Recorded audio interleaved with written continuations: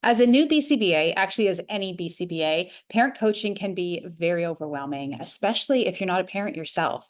Compassionately interacting with parents is all about showing empathy and a patience and kindness. So, how can you, as a BCBA, adopt a more compassionate approach so that we can help our families thrive?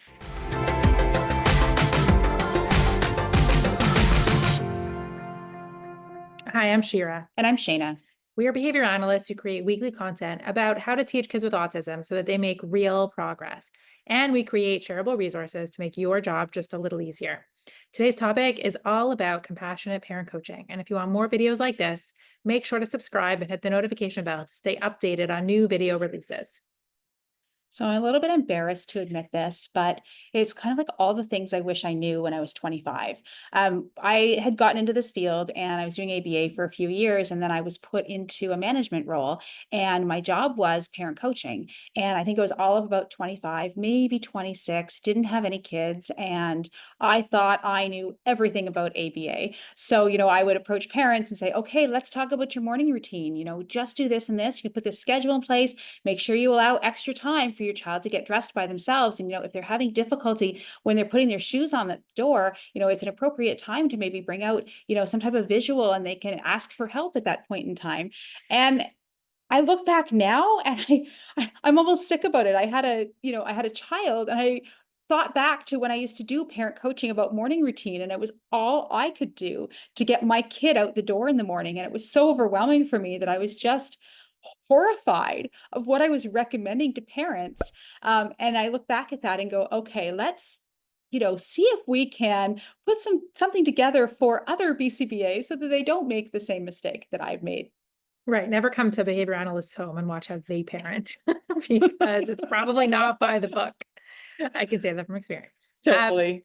And the challenge we have is that we really need to involve caregivers in our programming. It's part of our ethics code that we involve parents and stakeholders. We really want them to contribute to what those goals are, to selecting the assessments and the interventions, and ultimately being able to generalize those skills, because we say this often, we are only as successful as our clients are in their next setting, which is often their home or their community.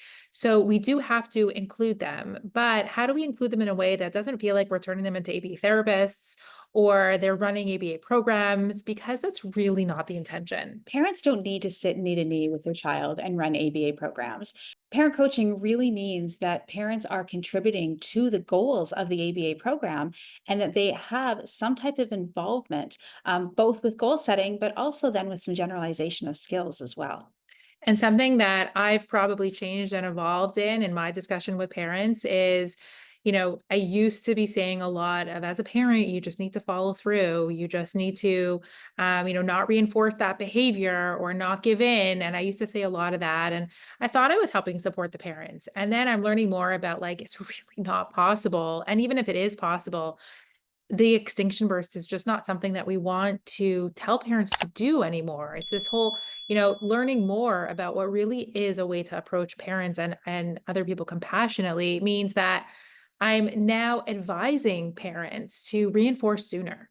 You don't have to experience the meltdowns and the tantrums, and being able to understand that it's not about how well a parent can follow through. It's about understanding the challenges that they're going through at that time. And if giving in at the soonest moment is going to be, your best case scenario, then do that. There's no guilt involved in that. If we know how to turn off the behavior, turn it off. There's no reason for a parent to have to experience a meltdown because they need to, follow through or be afraid of reinforcing. Sure, you said something there, and you said that, we really do need to understand what parents are going through. And I think that's a lot of it. As BCBAs, we have an agenda, right? We need to make sure that our kiddos are generalizing their skills. We need to make sure that parents understand ABA terminology and our philosophy and that type of thing. So we go in there with an agenda and we just want to, go in and okay, blah, blah, blah, blah, blah, and get out. But really, I think we need to go in there with a compassionate lens, close your laptop, maybe take a notepad instead so that you can, really look like an active listener and be taking some notes. But the real goal of that is, number one, trying to just establish a relationship and establish that trust right from the get-go. And, telling parents, I hear you, and trying to start understanding stressors that parents may have. And I think about my 25-year-old self, and, I used to say a lot of things like, "Ugh, I can't believe they're not following through. Why aren't they following my suggestions?" It's so simple just to blah, blah, blah. But from a compassionate lens, as BCBAs, it's our job to understand what parents are going through and look at those stressors. It's not our job to eliminate those stressors. We're not social workers. We're not going to do that.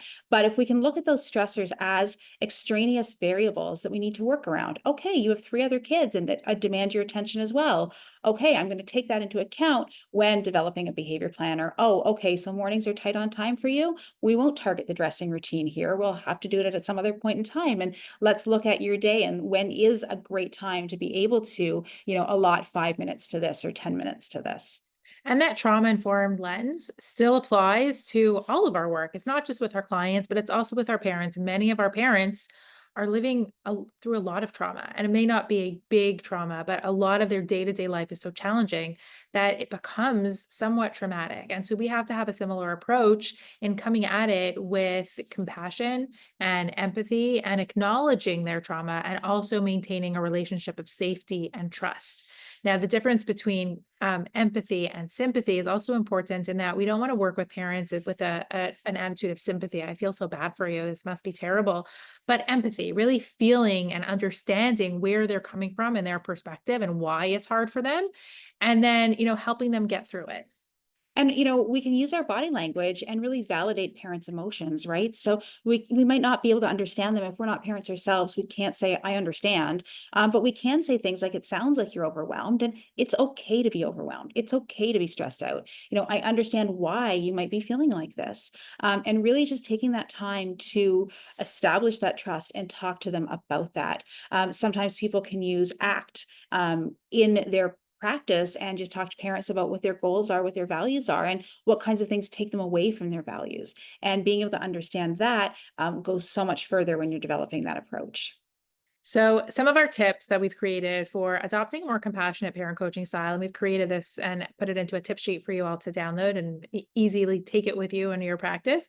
The first one is really to listen first and react later. So, just to summarize some of the things that we talked about, think about taking a moment to understand their perspective and what their situation is, having a little bit of empathy, really listening.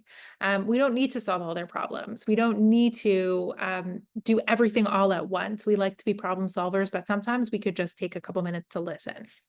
Validating emotions, right? Helping parents feel safe, sharing what's on their mind, using phrases like, it's okay to feel this way, or I hear you. And then being gentle, do not offer judgment. I think from experience, we know how hard parenting is. I can't have that. I can't even imagine the experience that they're going through. And so I won't pretend to know.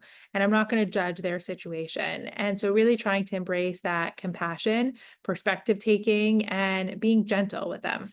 And seeking connection over control. So instead of focusing on a client outcome right from the beginning, focus in on building that trust and understanding, and outcomes will follow. We did a podcast episode way back with Leanne Page on parent coaching. It's episode 27. So if you haven't yet, then go check that one out.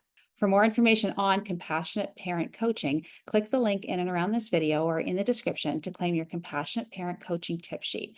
We also encourage you to subscribe to the channel so that you don't miss any future videos, and leave a like and comment below if you have further questions.